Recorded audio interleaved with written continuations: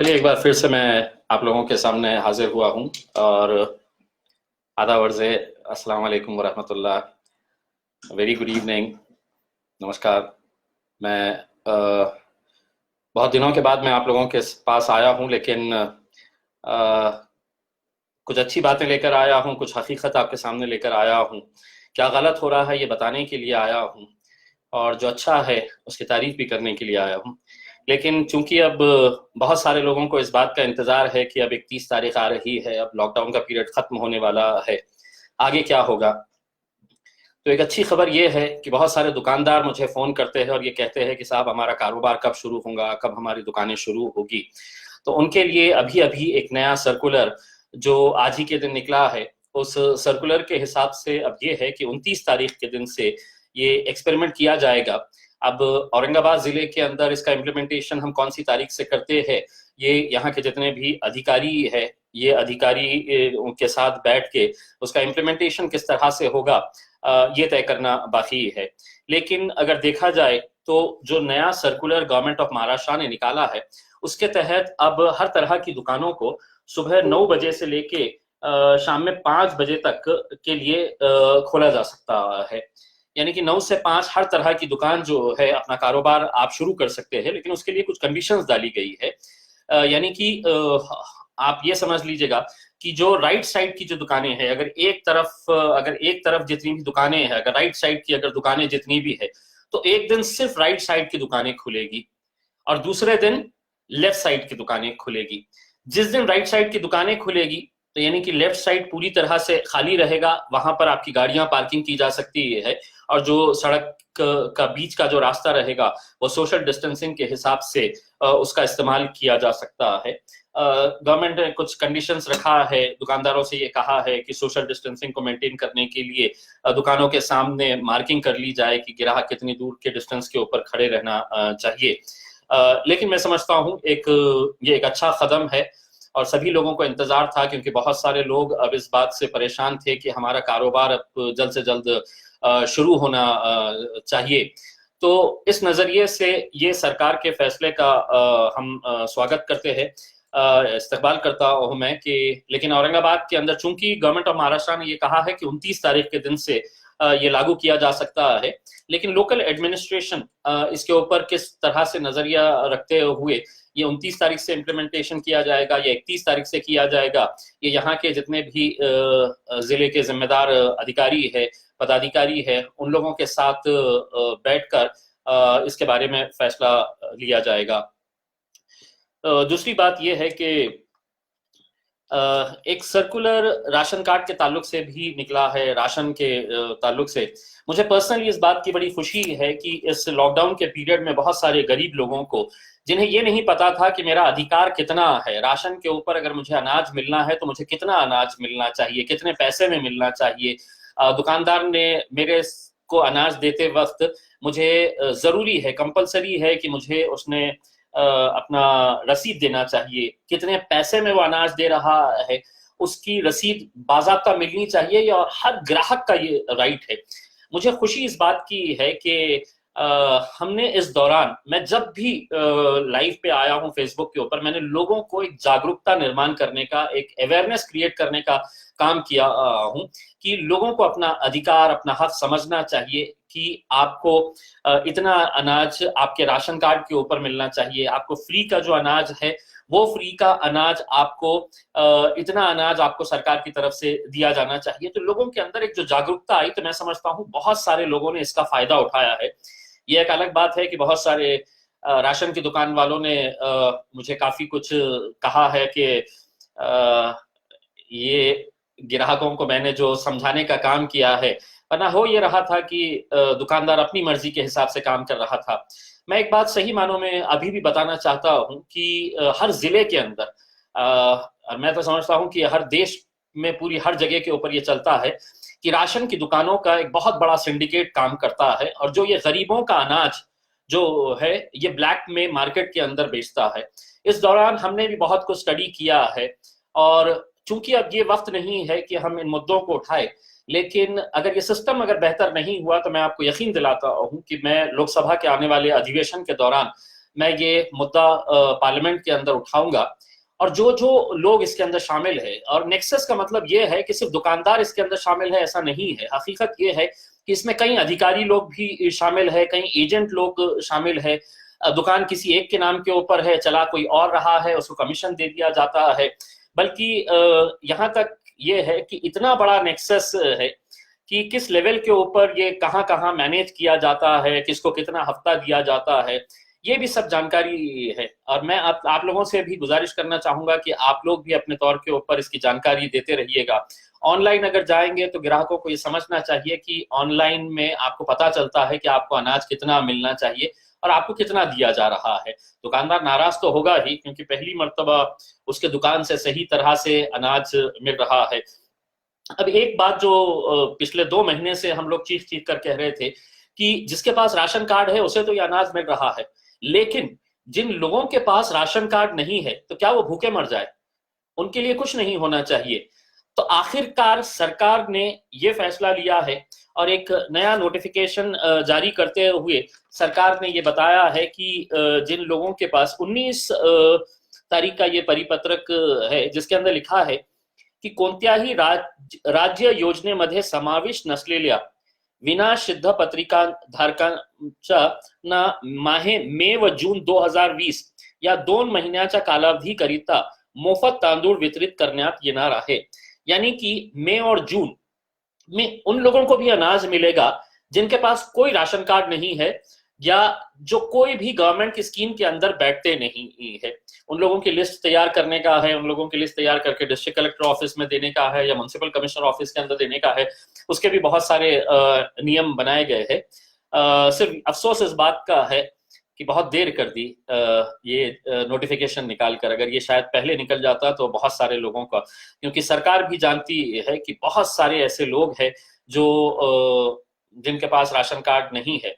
तो मैं उन लोगों का शुक्रिया अदा करूंगा, बहुत सारे एनजीओ जिन्होंने इस मौके के ऊपर गरीबों तक खाना पहुंचाने की कोशिश की है, प्रयत्न किया है।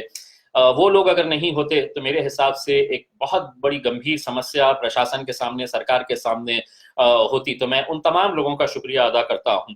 यानी कि अब ये है कि जिन लोगों के पास राशन कार्ड नहीं है उन लोगों की लिस्ट तैयार की जाए, वो लिस्ट तैयार करके डिस्ट्रिक्ट कलेक्टर के पास दिया जाए और प्रति व्यक्ति हर शख्स को जिसके पास राशन कार्ड नहीं है, चाहे वो डेली वेज वर्कर्स हो या माइग्रेंट लेबर हो, उनको प्रति व्यक्ति 5 किलो तांदूळ दिया जाएगा। यानी कि 5 किलो चावल उन लोगों को भी दिए जाएंगे। लेकिन उसका भी एक प्रोसेस है, उस प्रोसेस को फॉलो करते हुए ये राशन उन लोगों को दिया जाना है। तो एक अच्छा फैसला ये भी आया है, मैं इसका भी तहे दिल से शुक्रिया अदा करता हूँ। दूसरा मैं ये बताना चाहता हूं कि पिछले कुछ दिनों से औरंगाबाद के घाटी अस्पताल को लेकर कई सारी लोगों की शिकायतें आ रही थी और कुछ हद तक वो शिकायतें मैं समझता हूं कि सही भी है। एक खराब ये लगता है कि गवर्नमेंट एक तरफ ये कह रही है कि हमारे पास बेहिसाब पैसा है, पैसे की हम कोई कमी नहीं होने देंगे, और यहाँ पर भी डिस्ट्रिक्ट कलेक्टर ने बार बार ये कहा है कि हम पैसे की कमी नहीं होने देंगे। लेकिन क्या वजह है कि आज घाटी अस्पताल के अंदर कोई क्लास 4 एम्प्लॉई वहां पर काम करने के लिए तैयार नहीं है, कोई साफ सफाई करने के लिए तैयार नहीं है। और मैं एक खासदार होने की हैसियत से पूरी जिम्मेदारी के साथ ये कहता हूं कि अगर सिविल हॉस्पिटल के अंदर अगर क्लास 4 एम्प्लॉइज अपॉइंट किए जाते हैं इसी पीरियड के दौरान, तो क्या वजह है कि घाटी अस्पताल के अंदर ये अपॉइंटमेंट नहीं होता है? उसकी वजह ये है कि घाटी अस्पताल के अंदर जितने भी टेंडर्स निकले जाते हैं वो टेंडर किसको जाना चाहिए, किस ठेकेदार को जाना चाहिए, किस नेता के कौन से खरीद के ठेकेदार को जाना चाहिए, इसी मामलों की वजह से ये मामला अड़चन में आ पड़ता है। और ये हकीकत है, मैं बड़ी जिम्मेदारी के साथ मैं खासदार होने की हैसियत से कह रहा हूँ कि घाटी के अंदर जब भी इस तरह का मामला आता है, चाहे वो बिल्डिंग बनाने का मामला हो, कोई इक्विपमेंट खरीदने का मामला हो, मेडिसिन खरीदने का हो या एम्प्लॉय लोगों को अपॉइंट करने का मामला हो, इसके अंदर ठेकेदारी किसको मिलनी चाहिए, उसकी वजह से ये काम इतना देरी से होता है।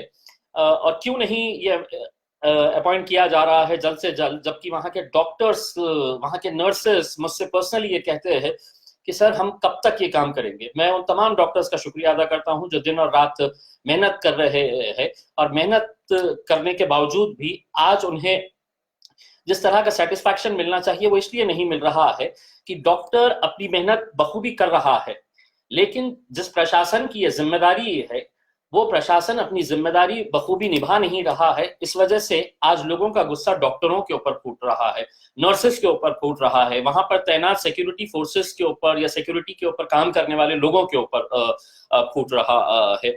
एक उदाहरण के तौर के ऊपर आज मैं घाटी अस्पताल गया था, मेडिसिन वार्ड, जहां पर पूरे कोरोना के पेशेंट है। वहां पर संजय नगर का एक पेशेंट था, मेरे ख्याल से दाभाड़े नाम का, वो लड़का जिसके पिताजी का देहांत हो गया कल शाम 6 बजे, उनका देहांत हुआ, संजय नगर का रहने वाला है, और आज शाम 6 बजे तक उनकी बॉडी नहीं दी गई है। अब स्वाभाविक है कि उसके घर वालों के ऊपर क्या बीत रही होगी कि 24 घंटे तक हमारे को ये नहीं मिल रहा है। ऐसे बहुत सारे केसेस है कि जहां पर सिर्फ एक प्रोसीजरल डिले जिसे हम कहते हैं कि कागजी खानापूर्ति के वजह से बताया यह गया है कि साहब नहीं, उसका मेडिकल जो कोविड का टेस्ट आना था वो कोविड का टेस्ट बराबर से नहीं आया है, दोबारा लेना है।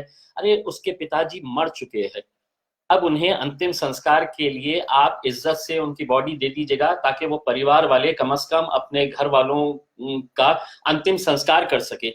या कोई ऐसे लोग जिनकी जैसा आज आसिफिया कॉलोनी के अंदर 2 मौतें हुई, वो उनके लिए भी यही है। दिक्कत कहाँ आ रही है, कोई अगर मर जाता है तो वहां पे उसके रिश्तेदार को कॉर्पोरेशन जाना पड़ता है मेडिकल सर्टिफिकेट लाने के लिए।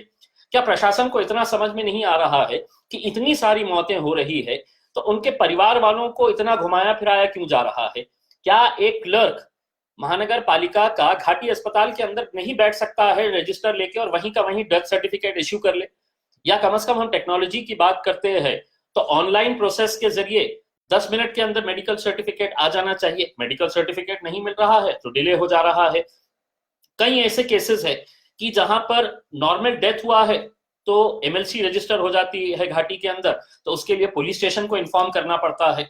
अब जब पुलिस स्टेशन को इन्फॉर्म करते हैं तो वहां से पुलिस वाले आने के लिए बड़ा टाइम लगा देते हैं। जैसा कुछ दिन पहले मुझे एक पेशेंट का फोन आया कि सर मेरे पिताजी के डेथ हो गई है, मेरे वालिद साहब का इंतकाल हो गया है और मैं यहाँ से सुबह से बैठा हूँ, और मोर्चुरी वाले कहते हैं जब तक पुलिस वाले नहीं आएंगे तो हम नहीं कर सकते हैं। तो पुलिस वालों को मैंने फोन किया तो पुलिस वाले निकल के आए। 2 दिन पहले एंड्योरेंस कंपनी के एक एम्प्लॉय का देहांत हो गया, वहां पे पुलिस स्टेशन में जाके बैठे तो पुलिस स्टेशन वाले पुलिस वाले नहीं आ रहे थे। फिर मैंने फोन करके उनको बोला कि साहब आप जल्दी पहुंचिए। तो ये जो प्रोसीजरल डिलेज जो है ये मेरे हिसाब से ये कम किए जा सकते हैं, क्योंकि एक तरफ हम ये भी समझते हैं कि पुलिस डिपार्टमेंट हो, मेडिकल डिपार्टमेंट हो, ये बहुत स्ट्रेस्ड आउट हो गया है, लेकिन दूसरी तरफ ये बात भी सही है कि जो लोग जिनके घर में डेथ हुई है वो लोगों के बारे में भी सोचना चाहिए कि उनकी मानसिकता क्या है, उनके अंदर जो डर का एक भाव है वो भाव को देखते हुए उनकी फीलिंग्स को भी समझना चाहिए। और मेरे हिसाब से ये कोई बहुत बड़ा काम नहीं है। अगर म्युनिसिपल कमिश्नर ने चाहा तो कल का कल एक क्लर्क को बिठा के घाटी के अंदर बिठा दें कि डेथ सर्टिफिकेट वहीं का वहीं इशू कर दीजिएगा। आप पुलिस स्टेशन से पुलिस आने की जरूरत ही नहीं है, एक सेपरेट पुलिस टीम बना दी जाए और वहां पर जिसका भी पंचनामा करना है वो पंचनामा कर दे और कंसर्न पुलिस स्टेशन को आप रिपोर्ट अपनी भेज दे। तो ये जो प्रोसीजरल डिलेज है ये क्यों नहीं एड्रेस किए जा रहे हैं, ये यहाँ के इंचार्ज लोग ही बता सकते हैं। मैंने अपना सुझाव तो इस बारे में रख ही दिया है। दूसरा ये है कि जल्द से जल्द मैं चाहूंगा कि एम्प्लॉइज का रिक्रूटमेंट कर लिया जाए। एक बात यह है कि अभी पता चला है कि अभी महाराष्ट्र सरकार ने एक नया फरमान जारी किया है मुंबई पुलिस ने कि जो भी सरकार को क्रिटिसाइज करेंगे इस दौर के अंदर उसके खिलाफ कानूनी कार्रवाई की जाएगी। मेरे हिसाब से ये लोकतंत्र है और लोकतंत्र के अंदर जो अच्छा है जो बुरा है वो सब आपको सुन के लेना, एक्सेप्ट करना चाहिए। इस तरह के अगर फरमान अगर आप जारी करेंगे, यहाँ तक कहा गया नोटिफिकेशन के अंदर कि अगर आप सरकार की आलोचना करते हैं, क्रिटिसाइज करते हैं, तो under section 188 of IPC Indian penal code आपके खिलाफ कार्रवाई की जाएगी। मैं देखिए सुप्रीम कोर्ट का बहुत आदर करता हूं, हमारे देश की सर्वोच्च न्यायालय है और सुप्रीम कोर्ट जब कल के दिन एक फैसला सुनाती है कि सुप्रीम कोर्ट बहुत चिंतित हुआ कि जो माइग्रेंट वर्कर्स है उन लोगों के बारे में सुप्रीम कोर्ट ने आखिरकार दखल ली।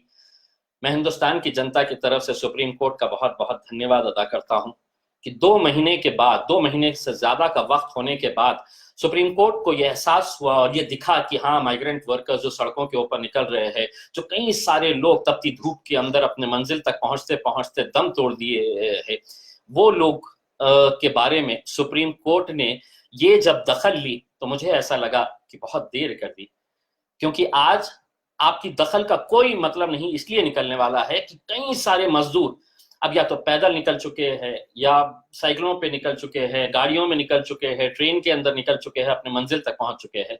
लेकिन अगर यही बात अगर आप 1 महीना पहले अगर कर दिए होते तो यकीनन जिस उच्च न्यायालय के ऊपर हमें इतना गर्व है, इतना अभिमान है, और एक सुप्रीम कोर्ट मतलब इस देश का सर्वोच्च न्यायालय इन लोगों की पीड़ा को समझ रहा है। कुछ दिन पहले जब पीआईएल फाइल किया गया था तो सुप्रीम कोर्ट ने कहा कि नहीं, तो टेबल के ऊपर एक पेपर रखा हुआ है मेडिकल का, तो सुप्रीम कोर्ट ने मना कर दिया था कि नहीं, हम इस बारे में दखल नहीं दे सकते हैं। अगर आप नहीं देंगे तो कौन देगा? इस मुल्क के वजीर आजम तो कुछ कहेंगे नहीं, तो हमारी उम्मीद सिर्फ सरकार के ऊपर थी। दोस्तों, मैं एक बात हमेशा से ये कहता आ रहा हूं कि अगर आज हमारे पास औरंगाबाद के अंदर अगर अच्छे अस्पताल होते तो शायद हमारी इतनी बुरी दशा नहीं होती, इतनी हमें तकलीफों का सामना नहीं करना पड़ता। मुझे अफसोस इस बात का है कि जब भी मैंने अच्छे अस्पतालों के लिए आवाज उठाई तो मेरे ऊपर आलोचना ये की गई कि नहीं, मैं देखिए किसी के स्मारक का विरोध कर रहा हूँ, किसी महान पुरुष का विरोध कर रहा हूँ। मेरा मकसद बिल्कुल ऐसा नहीं था, या मैं ये जानता था कि कोरोना वायरस कभी आएगा, लेकिन मुझे मालूम था कि हमारे पास मेडिकल सिस्टम कितना खराब है, और वो मेडिकल सिस्टम को अगर हमको बेहतर बनाना था तो हमारे पास मेडिकल सर्विसेज बहुत अच्छी सक्षम होने की जरूरत थी। मैंने 2013 का एक प्रपोजल है औरंगाबाद के अंदर 200 बेड का हॉस्पिटल बनाने का, वुमेन एंड चाइल्ड हॉस्पिटल। इसके लिए जरा सी जमीन हमें नहीं मिल रही थी, और कितनी जमीन, तो 7 एकड़ जमीन महज चाहिए था, वो जमीन नहीं मिल रही थी। मैंने लगातार विधानसभा के अंदर ये उठाया, और सिर्फ मैं बोल रहा हूं ऐसा नहीं है, आप मेरे यूट्यूब के ऊपर जाके देख सकते हैं कि मैंने विधानसभा के अंदर कितने बार इन मुद्दों को उठाया। आखिरकार जब सरकार के ऊपर जरा सा भी इसका असर नहीं हुआ तो मैंने मुंबई हाईकोर्ट के औरंगाबाद बेंच के अंदर पब्लिक इंटरेस्ट लिटिगेशन डाला कि यहाँ पर 200 बेड का हॉस्पिटल। अदालत ने उसकी दखल ली, उसके नोटिस दिए गए। लेकिन दोस्तों देखिएगा कि सरकार की प्रायोरिटीज क्या होती है, आप समझने की कोशिश करिएगा कि औरंगाबाद के अंदर शिवसेना की सरकार है, महाराष्ट्र में शिवसेना का महानगर पालिका और भारतीय जनता पार्टी का महानगर पालिका के ऊपर पिछले 25-30 सालों से कब्जा है। मैं राजनीति नहीं कर रहा हूं, लेकिन ये अस्पताल अगर बनेगा तो किसी एक जाति, एक धर्म या एक मजहब के लिए नहीं बनेगा, इंसानियत के लिए बनेगा। तो इसीलिए मैंने ये कहा था कि आपको अगर यहाँ पर सही मानों में अपने नेता को श्रद्धांजलि देना है तो आप उनके नाम के ऊपर एक भव्य अस्पताल बनाइएगा, उनके नाम के ऊपर एक अच्छा एजुकेशन इंस्टीट्यूशन बनाइएगा, उनके नाम के ऊपर आप एक हॉस्टल बनाइएगा। लेकिन उन्होंने कहा कि नहीं, देखिए ये खासदार कह रहा है तो इसके पीछे राजनीति। अगर आज वो अगर सुन लेते तो शायद हमारे पास एक 200 बेड का एक हॉस्पिटल हमारे पास तैयार रहता। लेकिन आप देखिएगा कि इसी बजट के दौरान ये अस्पताल के लिए आखिरकार जब हाईकोर्ट के अंदर हमने गए और हाईकोर्ट के अंदर पिटीशन दिया तो हाईकोर्ट को medical department government of Maharashtra ने एक पत्र दिया, और वो पत्र है 5 मार्च 2020 का।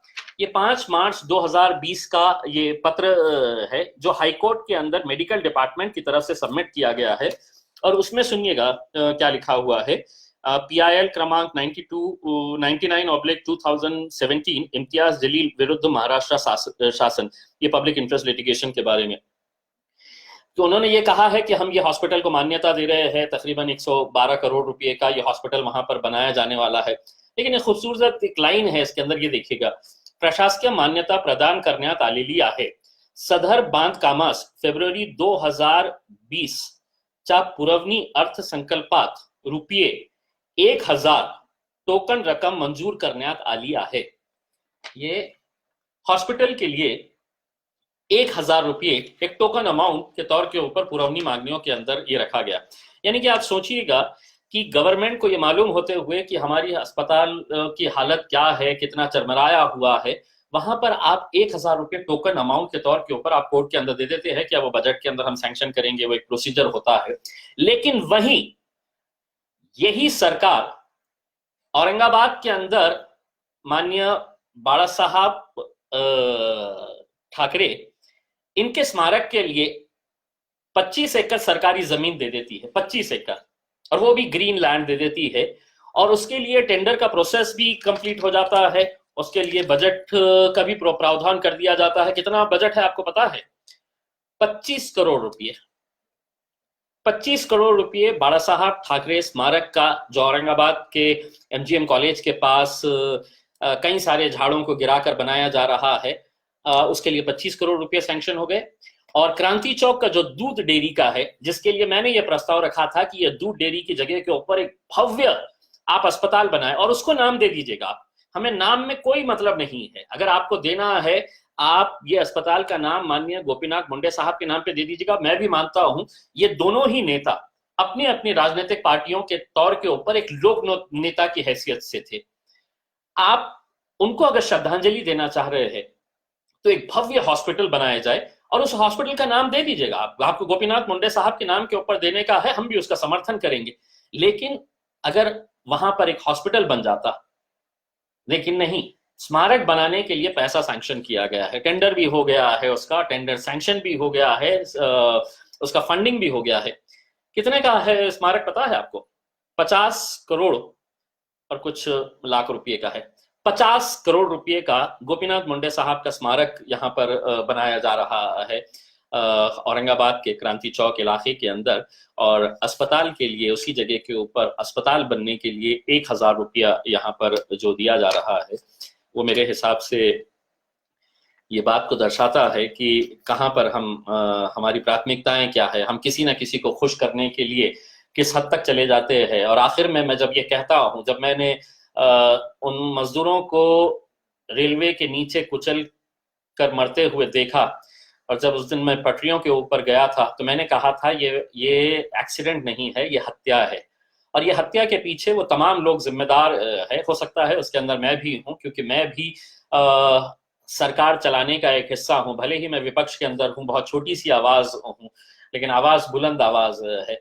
तो मैं भी उसके लिए एक जिम्मेदार हो सकता हूँ कि आप इतना बड़ा एक एक्सीडेंट हो जाता है और उस एक्सीडेंट के अंदर आप कहते हैं कि महज एक एक्सीडेंट है, बल्कि वो एक्सीडेंट नहीं, एक हत्या थी। देखिए गवर्नमेंट किस तरह से खिलवाड़ करती है गरीबों के साथ, उसका एक दूसरा उदाहरण मैं आपको देना चाहता हूं। यहाँ से जब मजदूरों को ले जाने के लिए बसेस का इंतजाम किया गया है और रेलवे का इंतजाम किया गया है, ये जानते हुए कि यहाँ पर हजारों की संख्या के अंदर मजदूर है जो बिहार के है, उत्तर प्रदेश के है, पश्चिम बंगाल के है, झारखंड के है, हजारों के है, तो उनके लिए ट्रेन से स्टार्ट की गई है। अभी भी मुंबई के अंदर और बहुत सारे शहरों के अंदर हजारों में नहीं लाखों के अंदर ऐसे मजदूर है जो अपने अपने गांव जाना चाहते हैं और सिर्फ इंतजार है उन्हें तो ट्रेन का। लेकिन अब ट्रेन जब यहाँ से औरंगाबाद से स्टार्ट की गई तो हम खुद गए थे ट्रेन के अंदर वहां पर उन मजदूरों को छोड़ने के लिए, क्योंकि जो हेल्प डेस्क मैंने स्टार्ट किया था कि कम से कम वहां से 10,000 लोगों ने रजिस्ट्रेशन कराए थे। तो मुझे खुशी इस बात की है कि मेरी टीम ने उन 10,000 लोगों को ऐसी मदद पहुंचाई है कि आज कम से कम वो अपने घर पहुंच गए हैं। और यकीनन उनका आशीर्वाद, उनके परिवार वालों का आशीर्वाद, उनके घर वालों की दुआएं हमारे साथ है कि ऐसे मुश्किल घड़ी के हमने उनका साथ दिया। लेकिन जब ट्रेन के अंदर हमने जाकर देखा तो ट्रेन के अंदर ये बताया गया कि साहब इसके अंदर हमको सोशल डिस्टेंसिंग मेंटेन करना है। और सोशल डिस्टेंसिंग मेंटेन कैसा करना है, तो ट्रेन की जो बर्थ होती है उस बर्थ के ऊपर सिर्फ 2 ही लोग बैठेंगे, यानी कि ट्रेन के कंपार्टमेंट के अंदर सिर्फ 4 ही लोग बैठेंगे। अब मैंने जब वहां पर गया तो मैंने ये कहा कि साहब ये जो बच्चे हैं, ये जो माइग्रेंट्स है, ये एक एक रूम के अंदर 8-8, 10-10 मजदूर रहते हैं। ये इतने दिनों तक सोशल डिस्टेंसिंग का नहीं है, आज इनको घर पे जाने की बारी आई तो आप सारे कायदे कानून सोशल डिस्टेंसिंग की बात कर रहे हैं। जब आपने शराब के बारे में फैसला लिया था तो लोग एक दूसरे के आंख के ऊपर चढ़कर जा रहे थे, तब आपको सोशल डिस्टेंसिंग का एहसास नहीं हुआ था। आपको तो ये चाहिए था कि हमें पैसा कितना मिलेगा करके। आज यही गरीब है तो उसके लिए ये कानून। तो फिर सरकार ने प्लेन्स की इजाजत दे दी, हवाई जहाज हम शुरू करेंगे करके, और प्राइवेट एयरलाइंस के साथ एयर इंडिया को भी इजाजत दे दी गई है। आप बहुत सारे नेट के ऊपर जाकर देख लीजिएगा, बहुत सारे फोटोज देख लीजिएगा, और उन फोटोज के अंदर आपको एक चीज दिखाई देंगी कि पहले सरकार ने यह फैसला किया कि जो हवाई जहाज के अंदर 3 सीटें लगातार होती है, जो बिल्कुल बाजू बाजू एकदम लग के होती है कि मेरा कंधा इनके साथ लग सकता है, एकदम तीनों के अंदर कोई डिस्टेंस नहीं होता है, सोशल डिस्टेंसिंग नाम की कोई चीज नहीं होती है। तो सरकार ने ये फैसला पहले लिया कि बीच की जो सीट रहेगी वो खाली रहेगी, वो हम बेचेंगे नहीं, और सिर्फ 3 की जगह 2 पैसेंजर्स जाएंगे, बीच की सीट खाली रख दी जाएगी। लेकिन प्राइवेट एयरलाइंस है, किसी ना किसी का इंटरेस्ट होता है, सरकार में बैठे हुए लोगों का इंटरेस्ट होगा, उनका क्या एग्रीमेंट है उनके साथ, क्या अंडरस्टैंडिंग है उनके साथ, कि आप अच्छी तरह से जानते हैं। पता चला कि ये बीच वाली सीट का मामला हटा दिया गया है। अब जितने भी प्लेन्स चलाए जा रहे हैं उन प्लेन्स के अंदर 3 पैसेंजर्स एक साथ मिलकर बैठ के जा रहे हैं 3 घंटे, लेकिन ट्रेन के अंदर कहते हैं कि नहीं, वो गरीब है तो उसको नहीं, हम एक एक ही जाने देंगे, एक ही बर्थ के ऊपर एक एक ही जना जाएगा, बैठेगा भी एक ही जना। तो आप ये सोचिएगा कि क्या सरकार का एग्रीमेंट तो हुआ है कोरोना वायरस के साथ कि नहीं साहब, अगर आप प्लेन में अगर जाएंगे तो मैं बिल्कुल सताऊंगा नहीं पैसेंजर्स को, किसी भी तरह से उनको परेशान नहीं करूंगा, लेकिन ट्रेन के अंदर मैं आपको बराबर, अगर आप दूर दूर नहीं बैठेंगे तो मैं तो अटैक करूंगा करके। तो ये जो डुअल पॉलिसी है सरकार की, ये क्यों है? मतलब गरीबों को और कितना परेशान किया जाएगा? मुझे मालूम है कि मैं क्रिटिसाइज कर रहा हूं, लेकिन ये राइट है मेरा, क्योंकि ये डेमोक्रेटिक कंट्री है, और डेमोक्रेटिक कंट्री के अंदर मुझे बोलने का अधिकार है, मुझे अपनी शिकायत रखने का पूरा अधिकार है। लेकिन आप ये नियम बनाते हुए एयरलाइंस के लिए एक अलग कानून बना रहे हैं और आप रेलवेज के लिए एक अलग कानून बना रहे हैं। तो मेरे हिसाब से ये बहुत ही दुर्भाग्यपूर्ण बात है कि आज इस तरह से ये फैसले लिए जा रहे हैं। मैं सिर्फ इतना उम्मीद करूंगा कि अब हम 31 तारीख के दिन करीब आ रहे हैं, बहुत उम्मीद है, और कि हम लोग ने बहुत अच्छे तरीके से इसको हैंडल किया है। ये अलग बात है कि कई इलाकों के अंदर जिस तरह से सील किया गया था, मैं कतई इस बात के फेवर में नहीं हूं कि जिस तरह से सील कर दिया गया था, ऐसा था कि मतलब वहां से अगर किसी को इमरजेंसी के लिए भी बाहर निकलना होता है तो छोटा सा स्पेस तक नहीं छोड़ी गई थी। तो मैं उसका जमकर, मेरी नाराजगी भी मैंने दर्ज कराया हूं। तो बहुत ही मतलब गलत तरीके का ये डिसीजन था कि पूरे एरिया को आपने बैम्बूज लगा के, टीन के शेड्स लगाकर सील कर दिए है। अगर किसी को इमरजेंसी के लिए भी अगर बाहर जाना है तो वो बाहर नहीं आ सकता था, क्योंकि आपने इस तरह का, अगर किसी लेडीज को अगर किसी जरूरत काम से या किसी दूसरे हॉस्पिटल में जाने के लिए भी अगर रहता तो उनके लिए ये पॉसिबल नहीं था। तो मेरे हिसाब से ये जिस किसी ने भी फैसला किया है बहुत ही गलत फैसला था। इससे लोगों के अंदर नाराजगी बड़ी बड़ी है, लेकिन उसके बावजूद भी लोगों ने पूरी तरह से कोऑपरेट किया है, इसीलिए मैं लोगों का तहे दिल से शुक्रिया अदा करता हूं।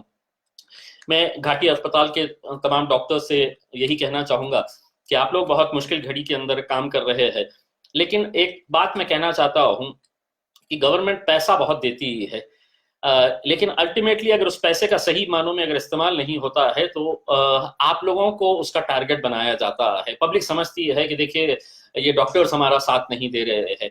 इसीलिए जब कोरोना वायरस खत्म हो जाएगा तो मैं इंडियन मेडिकल एसोसिएशन से ये कहूंगा कि गवर्नमेंट हॉस्पिटल्स या गवर्नमेंट के डॉक्टर्स जितने भी है, ये सब यूनाइटेड खड़े रहिएगा, अपनी आवाज उठाइएगा, अपनी आवाज बुलंद करिएगा और सरकार से ये कहिएगा कि हमको ये फैसिलिटीज चाहिए। अगर ये फैसिलिटी अगर नहीं प्रोवाइड की गई तो आगे हम काम करेंगे या नहीं करेंगे। ये कोरोना वायरस के बाद आप लोगों को एक फर्म स्टैंड लेना पड़ेगा, वरना होगा ये कि आपकी खामोशी आप लोगों को कहीं पब्लिक के गुस्से का सामना करने पर ना मजबूर कर दे। तो इसीलिए डॉक्टर्स को, मेडिकल स्टाफ को, तमाम गवर्नमेंट हॉस्पिटल्स की टीम को मैं रिक्वेस्ट करना चाहूंगा कि आप लोगों को एक फर्म स्टैंड लेना पड़ेगा कि हमारे को ये फैसिलिटीज देना। आज हकीकत ये है कि इतना पैसा अगर आ रहा है तो पीपीई किट्स क्यों नहीं एबंडेंट है, जो सेफ्टी गेयर्स जो चाहिए है वो क्यों नहीं है, क्या वजह है कि क्लास 4 एम्प्लॉइज को आप अपॉइंट नहीं कर पा रहे हैं। हर बार ठेकेदारी ठेकेदारी ठेकेदारी के अंदर कितना वक्त, कितनी जाने जा रही है। तो इसके ताल्लुक से जल्द फैसला ले। मेरे ताल्लुक से मैं ये कहना चाहूंगा कि हम लोगों ने अपने तौर के ऊपर बहुत सारी कोशिशें की है, बहुत सारे एनजीओ के साथ, हमारा भी दुआ फाउंडेशन के नाम से हमारा भी हम लोग काम करते आ रहे हैं।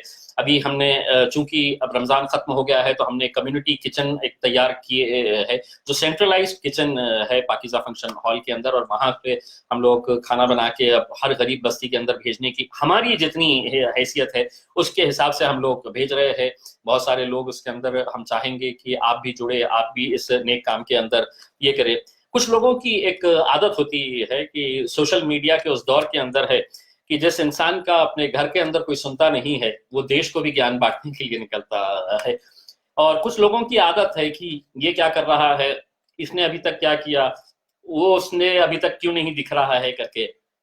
ये वो लोग हैं जो जिंदगी में खुद तो कुछ नहीं करेंगे, इनका काम सिर्फ यही है कि इसके ऊपर उंगली उठाना, इसके ऊपर कुछ इल्जाम लगा देने का। तो ऐसे लोगों को बहुत ज्यादा इनके तवज्जो देने की जरूरत नहीं है। जैसा कुछ दिन पहले मैंने देखा था कि एक सब्जी वाले साहब ने मेरे सब्जी फेंक कर कहा कि इम्तियाज जलील क्या कर रहे हैं करके।